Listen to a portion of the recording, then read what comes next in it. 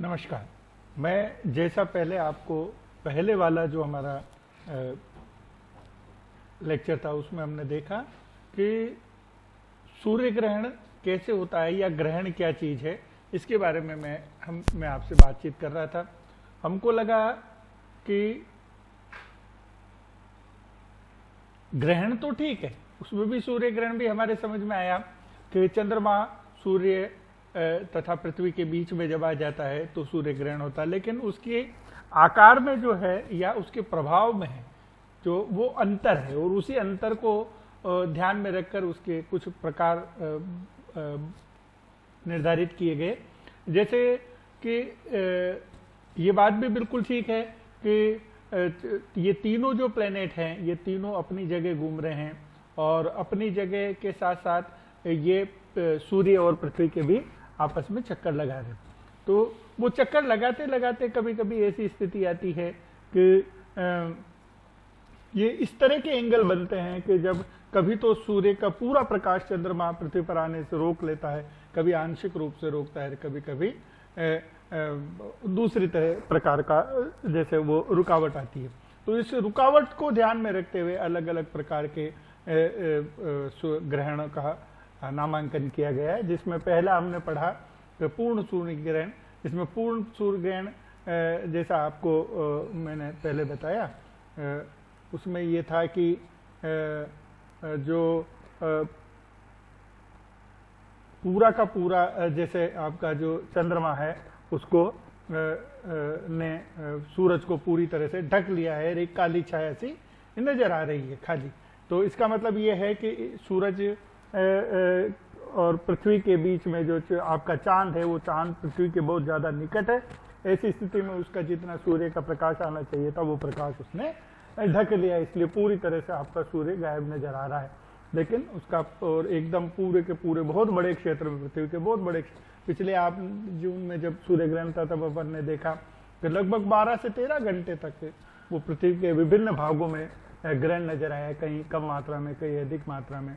और कुछ जगह भारत की भी ऐसी थी जहां पर जिसमें कुरुक्षेत्र वगैरह रही है जहां पर पूर्ण सूर्य ग्रहण था और बहुत लंबे समय तक रहा, क्योंकि वो अपनी जगह भी चलते हैं और साथ साथ भी चलते होते हैं, इसलिए वो लंबे समय तक वो स्थिति बनी रह सकती है। तो इसके बाद जो दूसरी स्थिति है जिसके बारे में मैं आपसे चर्चा कर रहा था वो थी आंशिक सूर्य ग्रहण। आंशिक सूर्य ग्रहण का मतलब ये सूरज आपका, ये चंद्रमा नहीं है, ये सूरज है जिसको के प्रकाश को पृथ्वी के लोगों तक पहुंचने से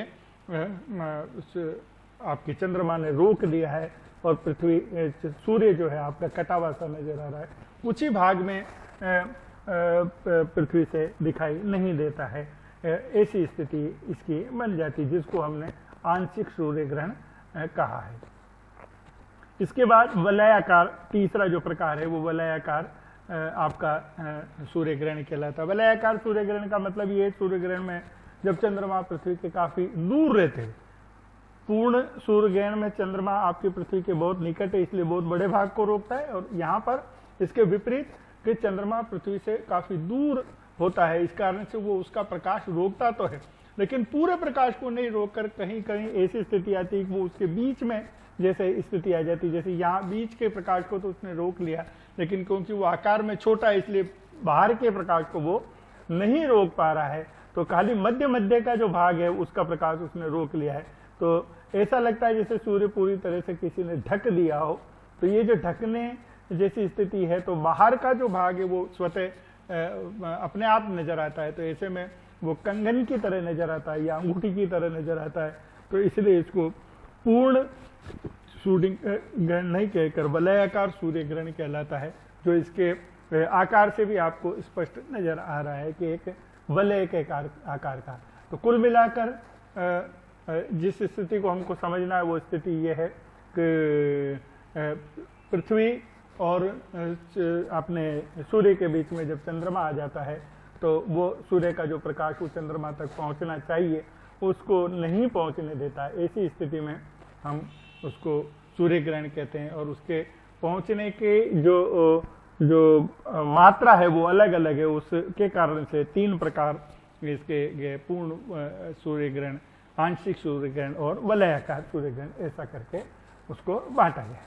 तो ये अपना सूर्य ग्रहण होता है। इसके बाद एक दूसरी स्थिति आती है जिसमें चंद्र ग्रहण जिसको कहा गया है, लूनर इक्लिप्स कहा गया। और ये जो चित्र आप देख रहे हैं इसमें हमको लगता है कि जैसे जैसे चंद्रमा चलता है तो किस तरह से नजर आता है, बहुत ही सुंदर दृश्य आपको नजर आ रहा है। और बीच में जब वो पूरा ढक लेता है तो लाल ऐसा नजर आता है, जैसे इधर से ऊपर से शुरू होता है तो वहां ऊपर से नीचे जाकर खत्म होता है। अब वास्तव में चंद्र ग्रहण है क्या, इसको समझने के लिए हम अगले चित्र पर ध्यान देते हैं। तो अगला जो चित्र है वो इस तरह का है कि चंद्र ग्रहण भी एक खगोलीय स्थिति है जिसमें चंद्रमा पृथ्वी के ठीक पीछे, चंद्रमा जो अभी पहले जब हमने देखा तो पृथ्वी और सूर्य के बीच में चंद्रमा था, लेकिन इसके विपरीत यहाँ पर जब आप देखेंगे तो आपको लगेगा कि पृथ्वी और सूर्य के ठीक पीछे, यानी चंद्रमा और सूर्य के बीच में पृथ्वी आ जाती है, तब क्या स्थिति होती है। तो उस स्थिति को हम अपने यहाँ पर उसको चंद्र ग्रहण कहा गया है कि चंद्रमा को ग्रहण लग गया है। इसका मतलब यह है कि चंद्रमा को ग्रहण लग गया है, चंद्रमा पर जितना प्रकाश सूर्य का जाना चाहिए वो प्रकाश नहीं जा पा रहा है। और स्थिति इसके लिए ये जिम्मेदार है कि पृथ्वी दोनों के बीच में आ गई है। तो ये जो स्थिति है इसको अपन चंद्र ग्रहण कहते हैं। चंद्र ग्रहण के बारे में ये कहा जाता है कि ये सिर्फ पूर्णिमा के दिन ही होता है।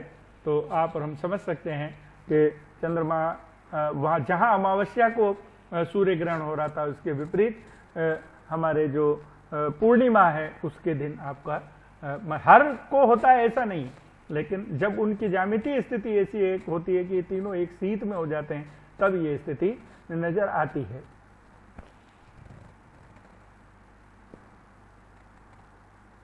इसके